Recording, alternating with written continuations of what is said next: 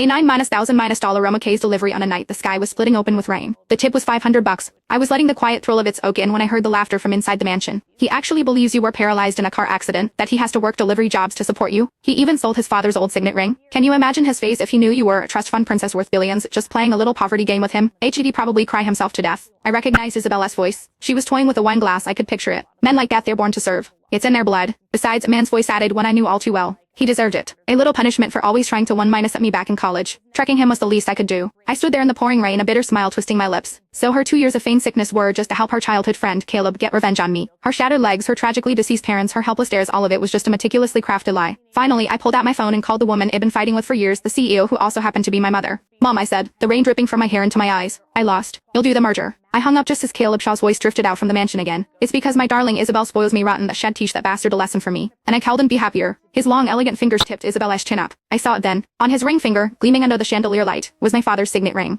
Isabel giggled, then lightly nipped his fingertip with her teeth. You're terrible. I watched as the legs that were supposed to be useless, the legs I had carried up and down for flights of stairs every day, crossed elegantly on the coffee table in front of her. Not a trace of injury. The heavy white cast that had fooled me for more than 2 years seemed to mock me from its place in the corner of the room, stark and obscene under the warm light. Clutching the insulated delivery box, I knocked on the door. The heads of everyone inside snapped my direction. The boisterous living room fell into a dead, suffocating silence. I walked toward Isabel, my silk sneakers leaving a trail of dark footprints on the polished marble. Her voice was tight, strained. Her eyes darted around, refusing to meet mine. Noah, what are you doing here? She stammered. I was just having a little get-minus together with some old friends. I ignored her, my gaze fixed on the ring on Caleb's finger. The ring. Give it back. The smile on Isabella's face froze as if she couldn't comprehend my cold tone. She instinctively wheeled her chair closer, the prop still ready at a moment's notice, and tried to soothe me with that practiced, gentle voice. Noah, just listen to me. Listen to what? I cut her off, a grimace pulling at my lips that was more pain than smile. Listen to you explain how you so kindly helped me sell it to Mr. Shaw for a premium price, or are we going to talk about the miracle? About how your paralyzed legs just happened to start working again tonight? Isabella's face went white. She opened her mouth, but no words came out. A silence in the room deepened until Caleb broke it with a contemptuous snort. He rose to his feet, his leather loafers silent on the thick rug, and sauntered over to me. He deliberately held up the hand wearing the ring. Isabel gave this to me, he said, drawing out the word gave. His eyes were filled with a triumphant, goading light. You like it so much you want it back? Isabella's face was a mask of pale panic. Caleb, stop it, Noah. He